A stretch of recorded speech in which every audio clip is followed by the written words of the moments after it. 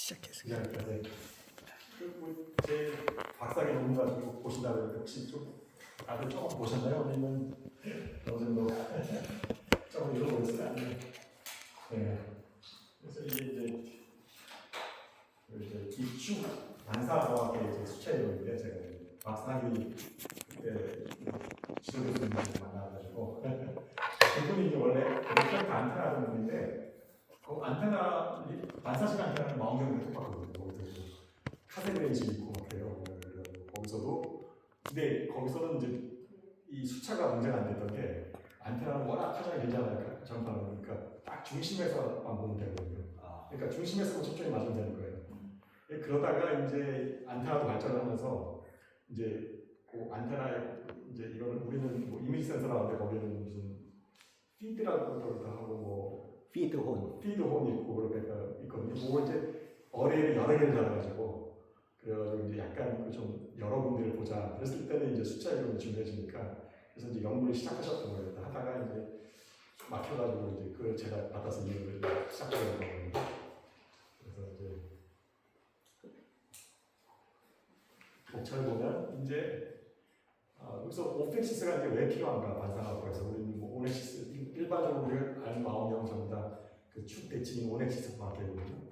거기서는 반드시 차폐가 생길 수밖에 없는데 그 차폐가 어떤 효과가 있는지 그다음에 이제 그러면 그걸 피하기 위해서 지키는 오펙시스 망원경이 이렇게 분류를 하면 어떻게 되는지 그다음에 거기서 이제 나타나는 숫자들 이제 나중에 설명해 드리겠지만 선형 빗장 숫자라는 게 뭐 다 들으셨겠지만 제일 중요하거든요. 그래서 거기에 대해서 좀 더 자세히 알아보고 그런 선형 빗장 숫자가 제거된 그 반사식 결산과학에 대해서 알아보도록 하겠습니다. 그래서 이제 이걸 많이 보시는 뭐 망원경인데 이 대표적인 오넥시스 망원경 저기 보면 모든 과학계가 이 하나의 축 여기 이제 축이 되는데 축을 중심으로 다 회전 대칭체예요. 이게 가장 단순하고 또 만들기도 제일 쉽고요. 그다음에 왜냐면 옛날에는 뭐 이런 기술이 없었기 때문에 만드는 기술이 모든 걸 이제 그 반사기 연매하는 거 혹시 보셨어요? 반사기 어떻게 하냐면 계속 반사기 돌려요. 그다음에 그거 이제 연막으로 왔다 갔다 하면서 깎는 거거든요. 그러니까 회전 대칭축이 나올 수밖에 없는 거예요. 렌즈도 마찬가지로 계속 돌리니까 회전 대칭으로 할 수밖에 없는데 그러면 이제 보시면 어쩔 수 없이 빛이 대치니까 다시 왔던 데로 돌아가니까 다시 여기다가 뭔가 뭐 센서를 놓든지 아니면 뒤로 뽑으려면 또 미러를 하나 놔야 되는데 그러면 이제 그 들어오는 빛의 일부가 갈릴 수밖에 없어요. 네, 그렇게 되면 일단 제일 먼저 이제 생각할 수 있는 게 광량의 조절이겠죠. 이만큼 빛이 안 들어오니까.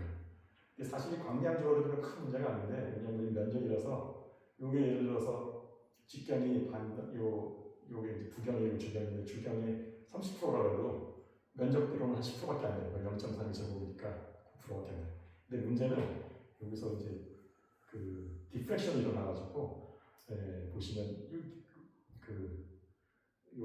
이 차폐에서도 디프렉션이 일어나고 그다음에 요 부경이 그냥 공중에 떠 있을 수가 없잖아요. 그래서 이런 지지 구조가 있는데 여기서 의해서도 이제 이런 효과가 나타나는데 요거 이제 제가 가지고 망원경이거든요. 가지고 있었던 좀 팔아버렸는데 요거 보시면 이 카세트 렌즈인데 여기 이렇게 지지 구조가 있고 그다음에 부경이 있고 하니까 여기 보시면 이런 사진 많이 보셨을 거예요. 그리고 뭐 허블로 찍은 망원경 봐도 이렇게 이런 십자 같은 거 보이잖아요. 여기 부경이 여기서 생기는 거예요. 그다음에 최근에 그 JWST 더 심하죠. 이게 삼각형이라 가지고 이게 6자로 이게 6개가 나와요. 있다고. 그래서 이거 근데 여기 이제 중요한 예를 들어서 관측하는 게 여기 딱 들어있다 그러면 안 보이겠죠.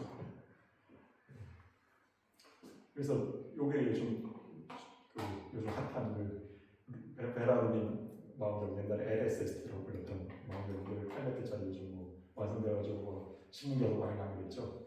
여기 이제 3반 상형 시스템인데 요게 보시면 이 오넥시스는 차폐가 생기는데 요 차폐만 요 반사경에서만 차폐가 생기는 게 아니라 요것도 예를 들어서 이렇게 한번 와서 반사되고 이렇게 해서 딱 초점해주는데 요런 빛만 들어와야 되는데 이렇게 들어와가지고 M1에 맞아가지고 바로 들어오는 빛이 있을 수 있거든요.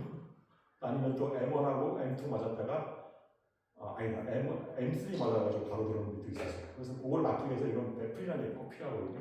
그래서 OS 통합에서 이 배플 때문에 더 커져요. 그래서 이 루빈 마운경 같은 경우에는 보시면은 두경이 3.4m, 두경이 8.4m인데 절반이 안 되잖아요. 그 반사형 자체는. 근데 이 배틀 때문에 차피율 60% 돼요. 그런데 60%쯤 되면 아까 그 광량 손실은 얼마 안 된다는데 사실 60%만 되면 벌써 이것만 해도 광량 손실이 그러니까 거의 한 36%가 없어지는 거죠. 그것도 있고 아까 말씀드린 여러 가지 그 나쁜 효과가 나타나는데 예를 들어 그거를 이제 정량적으로 나타내면 그러면 아까 이제 일단 차폐 옆에 그 구조는 구조에 의한 차폐는 나중에 생각하더라도 하여튼 이 차폐 자체 때문에 그런 이상한 스파이크 이런 거 생기는 거 외에도 그 이미지 자체의 그 포인트 스프레드 펑션이라고 그러는데 혹시 포인트 스프레드 펑션 아시죠? 그 자체가 변해요. 그래갖고 보시면 그 차폐 그러니까 이 주경 대비 차폐율 요 비율 요거를 이제 시그마라고 했을 때 시그마가 없을 때 그러니까 차폐가 전혀 없을 때 0이고 그다음에 0.5D라는 건 차폐 50% 이렇게 되는데 그때 보시면 이 중심값이 그냥 계속 낮아지고요. 그다음에 그 낮아진 만큼 에너지가 이제 주변쪽으로 가는 거예요. 그래가지고 회전율들이 점점 이제 밝아지는 걸 알 수가 있죠. 60%쯤 되면 더 심해지겠죠. 그래서 여러 가지 콘트라스트를 떨어뜨려 그래갖고 그런 아주 그냥 콘트라스트가 중요한 그런 연구에서는 굉장히 큰 효과가 나타나죠. 그래서 그거를 없애기 위해서 이제 오펙시스를 그래서 이제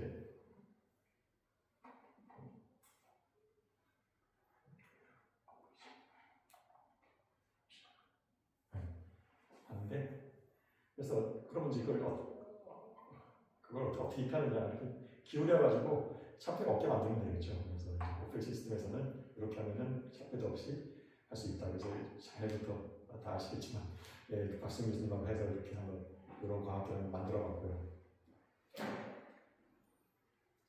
그래서 이걸 한번 그 오펙 시스템을 이제 분류를 해봤는데 첫 번째 TTL 컴포넌트 시스템이라는 게 있고 그다음에 그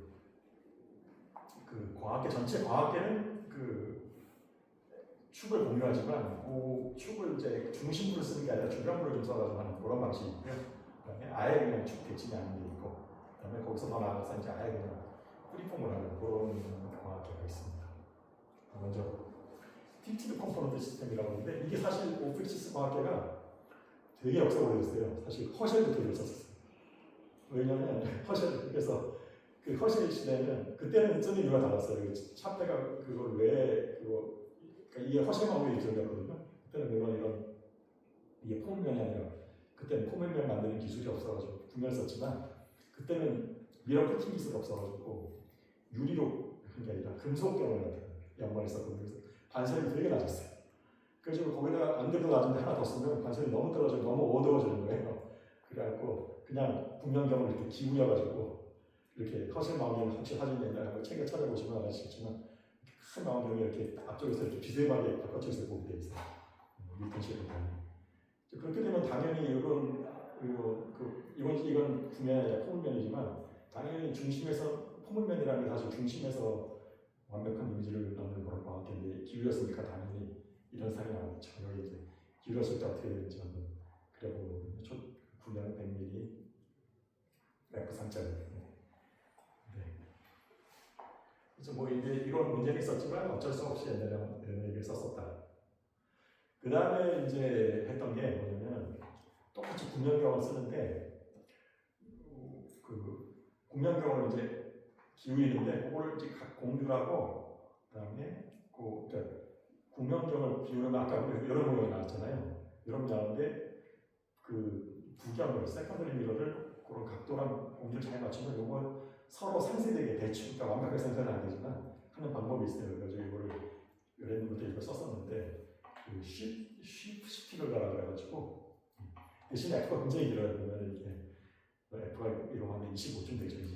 되고 그렇게 했을 때 이제 완벽하게 상쇄는 안 되지만 어느 정도 이제 F가 기니까 이제 에어리디스크 크잖아요. 그래서 이제 어느 정도 에어리디스크 안에 들어오는 그 정도로 만족할 수 있는 중심에서만. 그래서 요렇게 만들어 쓰는 경우도 있었어요. 이게 뭐 이게 근데 이렇게 아주 널리 쓰진 않고 아주 특별한 이렇게 아주 몇몇 사람들만 만들어 쓰는 정도로. 그래서 보시면 나중에 아시겠지만 여기 보면은 이게 그 아스티마티즘 커브라는 건데 그게 이렇게 이거 한번 일단 기억만 해주세요. 이렇게 기울어져가지고 서로 엇갈리게 되죠. 가위처럼 이런 현상이 나타납니다. 그 다음에 그러면은 그럼 중심에서 완벽한 상황 오페이 시스템을 얻을 수 없느냐? 가능합니다. 그러니까 축 대칭이라고 어떻게 하면 되냐면 이 축 대칭 시스템에서 이 주변부만 쓰는 거예요. 그럼 가리지 않게 쓸 수 있겠죠. 그러니까 원래 이 전체 요 점선까지 있는 광학계 카세그를 생각해 보시면 중심에서 완벽한 선을 그리는 걸로 광학계거든요. 그래서 일부만 쓰는 거예요. 그러니까 근데 사실 이게 아직도 쓰고 있는 게 그 요즘 그 핫한 그 ASML 아시죠? 그 저 반도체 장비 만드는 회사에 그 거기서 그 슈퍼 의리라고 그러는데 거기서밖에 못 만드는 거 그 EUV 노광 장비 있잖아요. 거기도 그 EUV 있으니까 미러가 6개, 미러밖에 쓸 수가 없어요. 6개 들어가는데 거기서 또 광학계는 짜이스 독점을 하는데 거기는 또 슈퍼 병이라고 그러더라고요. 짜이스에서 만드는데 ASML에서도 전혀 모르대요. 그래서 딱 세트로 광학계 만들어가지고 납품하는데 기술은 전혀 안 되는데 근데 거기에 6개 미러가 들어가는데 사실 그것도 오펙시처럼 생겼는데 사실 이런 오넥시스 광학계 주변부만 쓰는 거예요. 근데 요거는 일단은 적어도 중심에서는 정확한 그런 사용을 얻을 수가 있겠죠. 근데 이제 문제는 요걸 썼을 때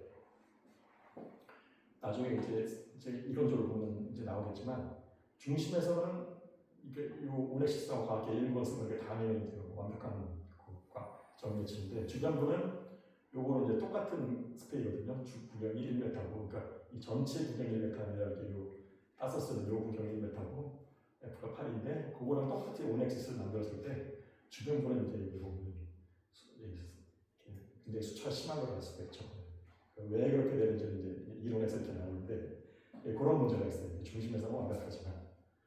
네, 언제든지. 방금 했던 말에서 제가 이해를 좀 못해서 그런데 그저 오펙스라는 게 네. 저 오넥스의 가장자리 부분에서 떼서 본 거랑 똑같다는 말씀이신 거예요? 그러니까 그것도 오펙 시스템인데 그것도 이제 오펙 시스템인데 중심에 그 중심에서는 이 모양이 전체를 쓰더라도 완벽한 사람이 있잖아요. 그러니까 당연히 좀 가려도 완벽한 사람이 있겠죠. 근데 아까 질문이 근데 뭐였죠? 저 오넥스의 가장자리 부분이 오펙스랑 똑같다는 그 질문이었습니다. 예, 그런 광학계가 있어요. 그걸 이제 그 커먼 엑시스 광학계라고 부르는데 커먼 엑시스가 뭐 부르는지 모르는데 잘 모르겠어요. 그래서 그러니까 축은 여기 M1이랑 M2가 축을 공유하지만 실제로 쓰는 면은 주변부만 쓴다. 네, 그런 광학계가 있다. 다 그런 건 아니고. 근데 바로 나와요. 안 그런 저거를 코엑시얼 광학, 코엑시얼 오펙시스라고 뭐 그렇게 지금 그렇게 정의하기로 했는데 그거 적절한 이름이 없어가지고 코엑시얼 그것도 코엑시얼이라고 그때 카먼 엑시스보다는 코엑시얼이 그렇죠. 코엑시얼 광학계 코엑시얼 오펙시스 광학계 그게 더 정확. 네. 그리고 이제 그거하고 관련 이제 장 박사님이 하신 건 컨포컬 엑시스. 그래서 이런 그런 광학계가 있다. 네. 그러니까 그것도 한 종류다. 그리고 옛날에 그러니까 그거는 우리 지금 논문 쓸 때 정의를 해야 되는데 코엑시얼 여기 대시를 넣을까 말까? 어디 영어 찾아보면. 근데 안 넣어도 돼. 아니 그러니까 지금 우리가 용어를 지금 만들고 있는 거거든. 우선은 코엑시얼 A 맞나? 아니면 요게 이제 그 카먼 엑시스라고 우리가 옛날에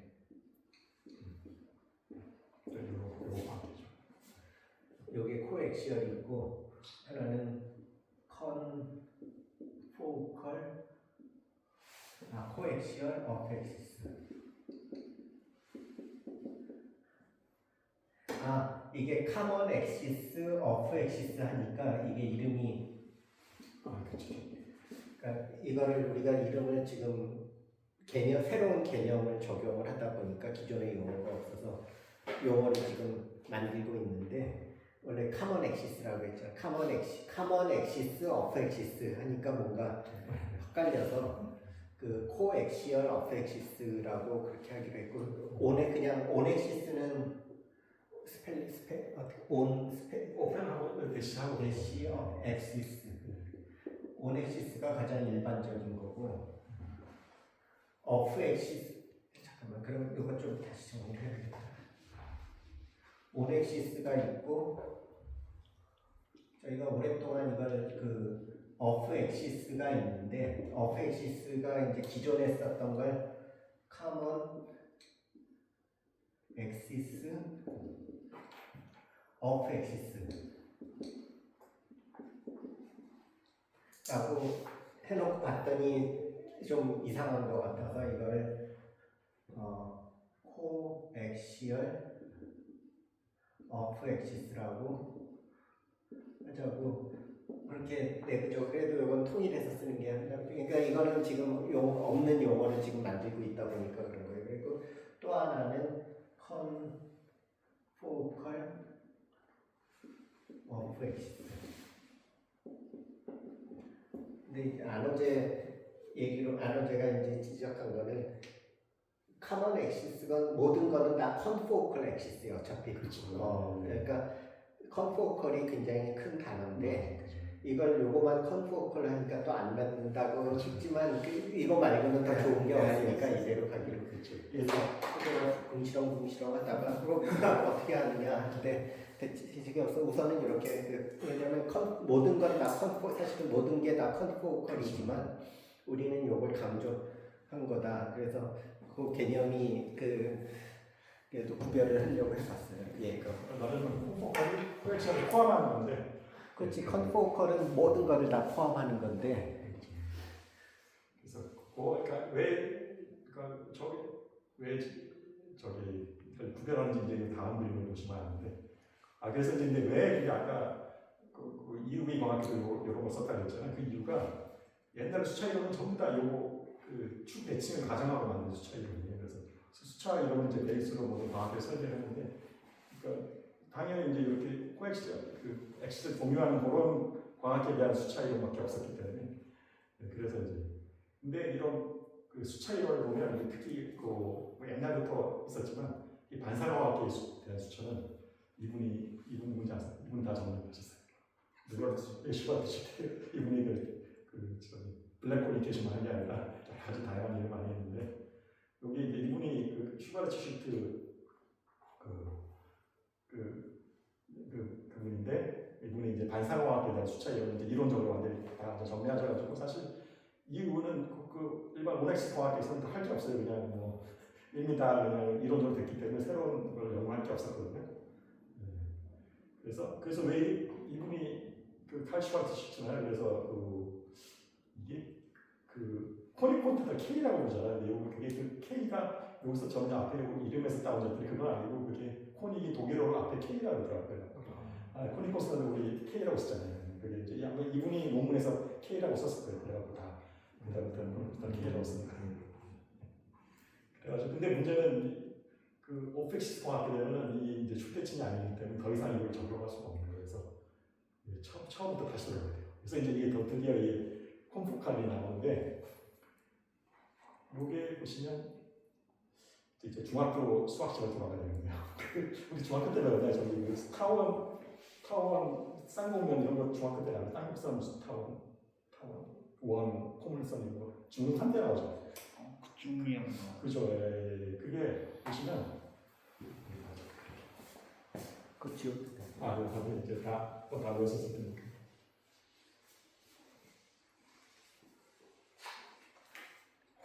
일단은 원이 있죠. 원은 그걸 잘 그렇습니다. 아니가 그냥 이거는 뭐 어느 점이나 이거 초점이라고 하는데 초점에서 여기서 여기까지 거리가 아니라면 다 아니잖아요. 이렇게. 그래서 요거 더하기 요거는 다 어디 점이나 다 똑같잖아요, 그죠? 아니 타원이 있는데 타원은 기억이 나실지 모르겠는데 이 초점이 두 개가 있어요. 그래서 여기서 어떤 점을 딱 하든지 요 거리를 A라고 그러고 B라고 그러면 A 더하기 B는 항상 똑같아요. 어느 점을 하든지. 그리고 C라고 합니다. 그거는 어느 지점을 하든지 다 똑같거든요. 그래서 그 말은 무슨 말이냐면은 여기서 그 광학, 기초 광학에서 아시겠지만 여기서까지 그 옵티컬 패스렌스거든요. 거기 같으면은 한 점으로, 그러니까 그 반사됐을 때 거기까지 같으면은 이제 거기에 초점을 맞추는 거예요. 그래서 여기서 만약에 이런 모양대로 때려 반사각을 만들면 여기서 나가면서 여기로 오고 여기서 나가면서 이렇게 반사돼서 여기로 오고 이 거리가 다 똑같기 때문에. 그 다음에 쌍곡선이 있죠. 이렇게. 그래서 이제 어렸을 때 공부를 열심히 해야 되는 거냐. 다 저는 고등학교 때 수학 책하고 뭐 저기 정석하고 뭐 볼 때만 진짜 이런 복잡한 거를 어디다 쓴다고 하는데 대학교 때 봤어요. 한 일이 있어요. 그래갖고 요걸 A라 그러고 요걸 B라 그러면 요것도 사실 A 더하기 B는 똑같아요. 근데 대신에 여기서는 A 더하기 B가 어느 정도 똑같은데 대신 요 B가 여기 이제 요걸 막 거기다가 여기 뒷면 있잖아요. 그래서 이걸 막 이건 음수예요. 0까지 가까. 그래서 근데 요게 사실은 수학에서는 그건 A-B라고 그러는데 거기 항상 같다. 그래서 어느 점이나 똑같아요. 그러니까 그 말은 빛이 만약에 여기서 요 초점에서 이렇게 나간다 그러면 요 초점에서 나가는 것처럼 이렇게 반사가 되는 거예요. 거꾸로 요 초점을 향해서 빛이 들어온다. 그럼 이게 반사돼가지고 이 초점으로 가요. 어느 점을 가든지 다 똑같이. 그래서 요거는 초점으로 가는 빛은 다른 초점으로 완벽하게 돌아가는 거예요. 그 다음에 포물면이 하나 나왔는데 포물면은 요걸 특수한 점은 요걸 이제 무한대로 보내는 거예요. 그러니까 A가 무한대가 되니까 이렇게 돼서 평행으로 들어온 빛은 다 초점으로 다 똑같아요. 대신에 여기서는 이제 무한대 해가지고 거리가 무한대가 되니까 그렇게 안 하고 여기다 선 하나 그어가지고 요 차이 요걸 그러니까 A 깊이가 일정하다 그렇게 하죠. 그래가지고 그러니까 여기 이제 콘이 요런 거를 이제 콘이 원축 옥선이라고 하는 그래서 그걸 이제 보고 이제 이걸 보시면 여기 보면 이제 반사면 두 개가 있어요. 여기 이제 타원면에 대해서 제일 알기 쉽게 타원을 그렸는데 이거는 뭐 타원면이나 타원면이나 상관없어요. 그래서 만약에 오브젝트가 요 첫 번째 타원면에 여기 이제 첫 번째 미러거든요. 거기 초점면에 만약에 어떤 오브젝트가 있으면 거기서 말하는 것은 반사돼가지고 다른 초점 요 첫 번째 타원에 다른 초점을 가겠죠. 그래서 완벽하게 그 초점을 딱 프라이머리 여기 있든지 뭐 여기 있든지 상관없어요. 근데 그 초점이 두 번째 미러의 초점하고 하나 그 중에 하나하고 공유를 하면은 그 초점이 이제 두 번째 미러의 초점이 되니까 거기서 이제 나가는 것은 또 다시 요거의 두 번째 타원면에 초점이 정확하게 완벽하게 모이겠죠. 그러니까 보시면 아시겠지만 이 초점만 공유하면 첫 번째 미러하고 두 번째 미러의 축이 같은 축일 필요가 없어요. 초점만 공유한다. 그래서 이제 콤포컬이라는 이름을 붙였는데 이랬을 때 그러면 이제 일단 중심에서는 이제 완벽하게 아까 그 오넥시스 광학에서의 주변만 쓰는 똑같이 완벽하게 있는데 주변부는 어떻게 되는지 그게 이제 이게 왜 이렇게 틀리냐 그랬을 때 더 좋아질 수 있기 때문에 틀린 겁니다. 그래서 이제 그거를 이제 그냥 뭐 이렇게 경험적으로 할 수는 없고 이제 그걸 이제 우리는 공부를 하는 사람들이니까 이론적으로 해야 되겠죠. 그래서 이제 그걸 하려면 수차 이론을 처음부터 다시 해야 되는 것 같고 일단은 미러의 필요한 방식도 틀어줘야 되는데 보통 우리는 코엑시스 아까 여기 타오면 요 기존에는 요 축 대칭 이게 G 프라임 축 여기 축 중심 회전축이거든요. 그걸 주변에 쓰니까 요 X 프라임 G 프라임 요 코디네이트를 쓰거든요. 근데 우리는 그게 아니라 우리가 X 제곱 프라임 G 제곱 프라임 요 점을 이제 중심으로 한 요 부분을 쓸 거거든요. 그렇게 했을 때 가정했을 때 그러면 요 점을 중심으로 요 코닉 섹션 이퀴리션을 갖다가 다시 이제 하는 게 하나겠죠. 이제 이론적으로 풀어야 때 그래갖고 요게 원래 이 x 프라임, g 프라임이 원래 축이 대칭도 중심 요거를 이제 버텍스라고 하는데요. 꼭지점이요. 요거를 했을 때 그 코니케이션 이퀘이션 요거는 뭐 수학적으로 이미 다 알려진 거예요. 방정식이거든요. 여기서 로라는 게 이제 중심축에서부터의 거리고요. 여기 지프축 쪽의 거리고 R이 뭐냐면 요 꼭지점에서의 공기방향이에요. 그다음에 K가 아까 말씀드린 코니쿠스 같아요. 이런 식으로 딱 간단하게 표시해야 되거든요. 근데 우리는 요 주변을 쓸 게 아니라 요 부분을 쓸 때문에 요거를 여기 있는 코디네이트의 중심으로 바꿔야 되겠죠. 요거는 저 좌표 변화는 없고 다른 변화는 그러니까 요거 일단은 x2 프라임, g2 프라임 하면 요거는 그냥 x 프라임, g2 프라임을 요만큼 그냥 평행 이동한 거잖아요. 그래서 그거 이제 평행 이동하는 거고 이제 아마 다 기억하실 거예요. 그랬고 그래가지고 넣고 여기다 집어넣고 그다음에 또 그거를 이제 요게 그 미러의 이제 좀 그 미러의 모양을 잘 표현하기 위해서 요 점에서의 이 뭐라고 그러죠? 요 법선이라고 하나 요 어떤 수직으로 나가는 선 요 기울기 요 면에 요의 평행인 그 선의 수직인 요 지축을 중심으로 이제 표현하는 게 나중에 이제 스트레이트로 할 때 필요하니까 그거를 이제 그러려면 x2 프라임에서 x로 가려면 요만큼 세타 제로만큼 회전을 시켜야 되겠죠. 예. 그래서 이제 그거를 뭐 이제 이 변화 과정은 이제 박사님 논문에 다 자세히 나와 있으니까 한번 보시고 그래서 하면은 좀 복잡하지만 이렇게 요 x0 프라임, g 프라임, 제로 프라임 중심으로 한 요것도 그다음에 그 지축이 이 반사각형의 수직인 그런 그 코디네이트의 시스템으로 다시 푼 거예요. 이걸 그냥 다시 변화하는 것 뿐이에요. 그랬을 때 이렇게 되거든요.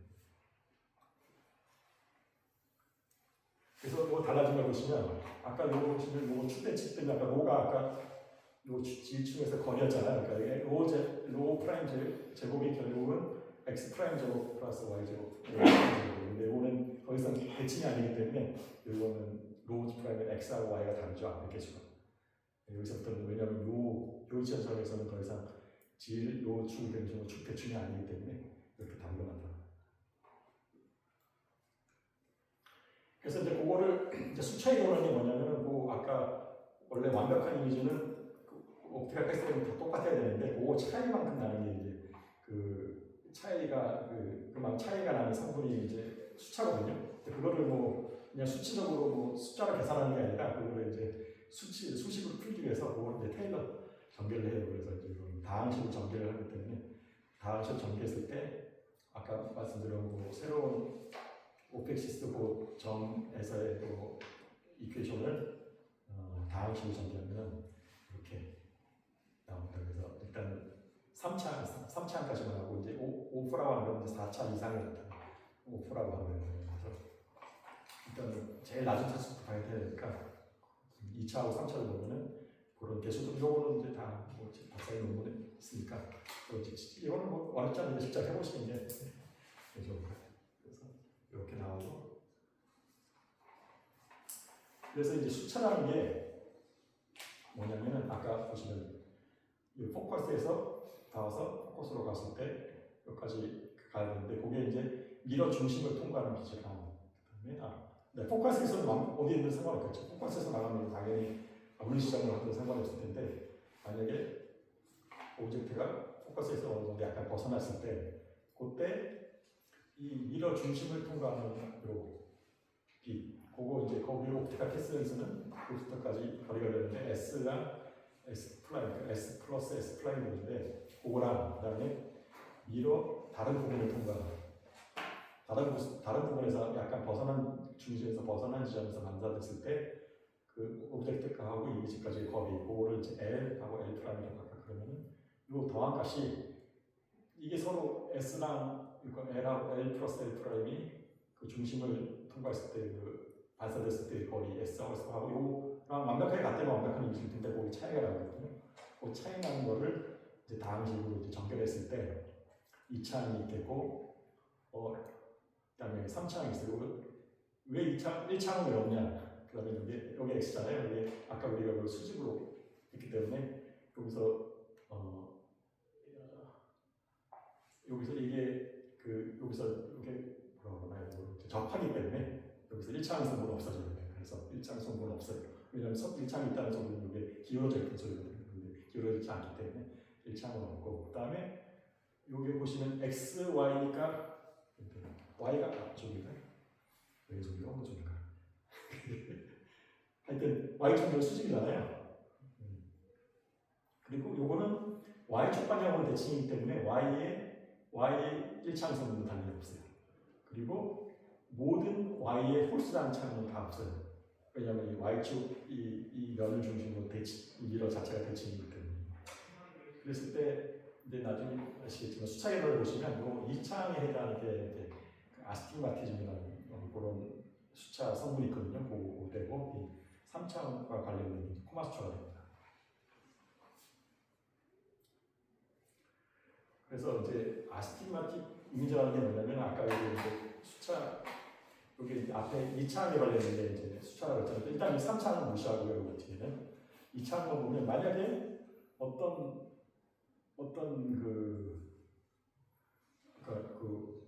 어떤 조건에서 A1이 요 개수가 0이면은 x에 상관없이 그러면은 요 L하고 L''이랑 SS' 하고 같아지는 거니까 요항이 없어지는 거니까요. 그거 A1이 제로가 됐을 때는 그러면은 요 x에 상관없이 다 한 점을 모일 거 아니죠. 예, 그 3차항에 무시했을 때 그런 걸 이제 탄젠셜 아스티그마틱 이미지라고 그러고요. 네, 거꾸로 요거는 상관없이 이제 요 y축만 봤을 때 요거의 A1 프라임이 제로가 된다면 요 y에 상관없이 이제 L 플러스 L 프라임이랑 그다음에 S하고 S 프라임이 더하기 같을 거예요. 그러니까 요 y에 상관없이 A1 프라임 제로면은 y에 상관없이 한 점으로 모일 거잖아요. 그래서 그게 이제 서지탈 아스티그마틱 이미지라고 하는데 그거를 이제 그림으로 보시면 뭐냐면 이게 렌즈에서도 그런 관계가 있는데 봤을 때 여기 렌즈고 그다음에 여기가 이제 오브젝트가 있고 여기 이미지가 있을 때 탄젠셜 이미지라는 거는 탄젠셜 바뀐 거 같죠? 네 맞아요. X로 바꿨으니까 저 그림 네. 새로 그린 AI 보고 그리라고 하는 아니요 옛날에 저기 인터넷 나온 건데 추천합니다. 이게 잘못했어요. 그래서 요게 S하고 K와 관계예요. 그래서 요게 이제 L이 탄젠셜 면이라는 게 뭐냐면은 요 축하고 요 오브젝트하고 만나요 선이 하나 있고 점이 하나 있으면 그 면을 그릴 수가 있죠. 그걸 포함하면. 그러니까 요거 이 스크린 면이 탄젠셜이에요. 탄젠셜 면에 포함된 광선들은 한 장에 모이겠죠. 네, 그런 지점이 있겠죠. 그게 이제 탄젠셜 면이고, 그다음에 그거의 수직인 또 아까 앞에 보시면 요 수직인 써졌다. 여기서는 그에 관계된 요 A1 프라임 제거가 되니까 그러면 A1 프라임 제거되면 이거 y에 상관없이 한 점을 넣으니까 사지탈이 이렇게 옆으로 돼야 되는 거 아닌가요? 그러니까 이게 지금 참 탄젠셜은 맞는데 네. 사지탈이 이렇게 그러니까 3차원분이라서 그런데 이렇게 옆으로 여기 이제 지금 3차원분인데 이거 탄젠셜면이 수직으로 면이에요. 그리고 탄젠셜을 파란색으로 하고 이렇게 색으로 하고 그랬으면 더 확실히. 그러니까 그렇죠. 근데 지금 이거 사지탈은 빨간색으로 하고 좀 옆으로 이렇게 높이. 그렇죠. 맞아. 빨간색에 맞도록. 그래야 되는데 그냥 인터넷 다운 그림인데 잘못된 그림이에요. 하여튼 요 대칭면의 수직인 면이 하여튼 대칭면 같은 면이 탄젠셜 면이라고 그러고 그다음에 그거의 수직인 면을 서지탈입니다. 그러니까 그런 의미가 있어요. 탄젠셜하고 서지탈 문제. 근데 이제 오펙 시스템에서는 그게 어떻게 되느냐? 그런 지점이 있느냐 있습니다. 그래서 보시면 아까 A1 를 제로로 보지고 이퀴션 풀면 그런 지점이 존재하는 게 ST 프라임. 그런 위치가 ST 프라임이라고 해요. 탄젠셜 포커스 위치, ST 프라임을 풀면 이런 관계식이 되고요. 이제 학위 논문이 있으니까 보시고 그다음에 서지탈 면에서 초점이 있는 요 위치를 SS 프라임이라고 하는데 그게 이렇게 됩니다. 그래서 그 차이를 계산하면 여기 나오거든요. 보시면은 그 차이가 이런 식으로 나오는데 여기서 보시면 세타S는 뭐냐면은 요 입사가 이 미러 중심을 통과하고 포커스를 이루는 그 포커스에서 나와서 포커스로 가는데 미러 중심을 통과하는 그거에 그러니까 이 결국 미러가 얼마나 기울어져 있는 그거를 나타낼 수치거든요. 그 세타 S고 그다음에 세타는 뭐냐면은 그 포커스가 오브젝트가 포커스에서 벗어나는 그 각도 세타 얼마만큼 나타납니다. 이 세타인데 그만큼 벗어나고 그다음에 그 아래 이 사인 세타 S. 그러니까 이걸 보면 뭐냐면은 이게 세타의 1차항에 비례하죠. 그 세타 비례하는 그런 만큼 차이가 난다. 근데 다시 보시면 아시겠지만 온엑시스 시스템에서는 세타 S가 당연히 제로겠죠. 그래서 이거 제로예요. 리니어 거기서 제가 왜 리니어 아스틴 마침이라고 하냐면 세타의 1차항이 비례하기 때문에 리니어로 비례하기 때문에 선형시점 리니어 아스틴 마침이라고 그러는데 그게 온엑 시스템에서는 없는데 오펙 시스템에서는 세타 S만큼의 그게 나타난다. 그래서 이제 보시면 그 수차 이론 뭐 이제 참고학과니까 뭐 이런 콤마 이런 건 들어보셨을 거예요. 그런 건 다 3차 수차예요. 그다음에 우리가 보통 아스틱마틴이라고 부르는 것도 사실은 3차 아스틱마틴이에요. 여기 3차도 있고 그다음에 뭐 5차도 있어요. 7차도 있는데 이게 이제 차수가 높아질수록 별로 이제 영향이 없기 때문에 이제 낮은 것들을 이제 주로 따지거든요. 그래서 콤마 그다음에 3차 비참 숫자 그다음에 필드 커버처럼 이렇게 그 상면이 평면이 아니라 휘어져 있다. 그것도 3차 수차고 디스토션 다 3차 수차인데 이게 오펙 시스템에서는 이제 2차 수차예요. 그거보다 한 오더가 작은 거니까 이게 굉장히 큰 수차겠죠. 그래서 이제 온엑 시스템에서는 이 2차 수차가 오는데 오펙 시스템에서 나타난다. 그게 선형 2차 수차다. 그래서 이제 그거를 그래픽으로 표현하면 이게 이제 온엑 시스템에서는 요 상면이 아까 탄저설하고 서지탈면이 항상 이 커버처는 뭐 다를 수 있겠지만 뭐 커버처를 시한다 그러면 같은 딱 수직이 되거든요. 근데 오펙 시스템에서는 이 서로 수직이 아니라 이렇게 어긋나 있다는 거죠. 이렇게 기울기가. 근데 그 기울 양이 세타 S만큼 벗어나 있는데 그게 이제 요거의 중심 광선이 입사하는 만큼 서로 반대 방향으로 이렇게 틀어지는 거예요. 그래서 제가 아까 기억해 두셔도 될 텐데 이거 보시면 오펙 시스템에서는 여기 선형 비접수가 나타나죠. 단자선을 서치텔면에 초점하는 걸로 나타내는 거거든요. 그래서 이거는 중심에서는 어느 정도 괜찮은 상을 보여주지만 선형 비접수가 있기 때문에 필드를 그렇게 할 수가 없는 거예요.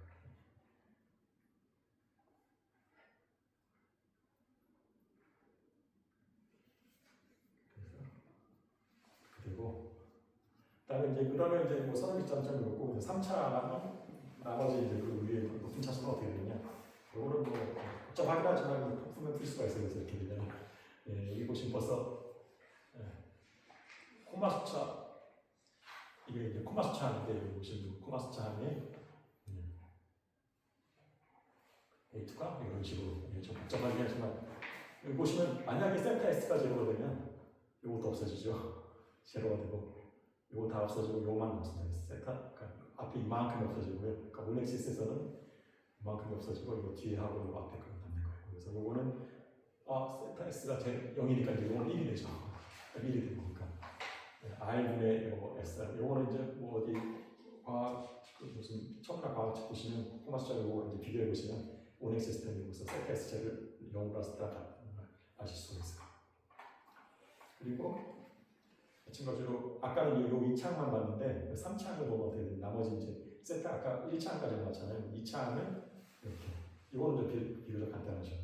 R분의 2제 R분의 2의 세타 제곱 요거는 그러니까 만약에 온엑시스 시스템이다 그러면 세타 S가 제로가 되니까 요거는 없어지고 요거만 남겠죠. 요것도 이제 그 일반적으로 알려진 그 과학계의 그 입장수차 공식이라는 1차항을 이제 비교해 보실 수가 있을 거예요.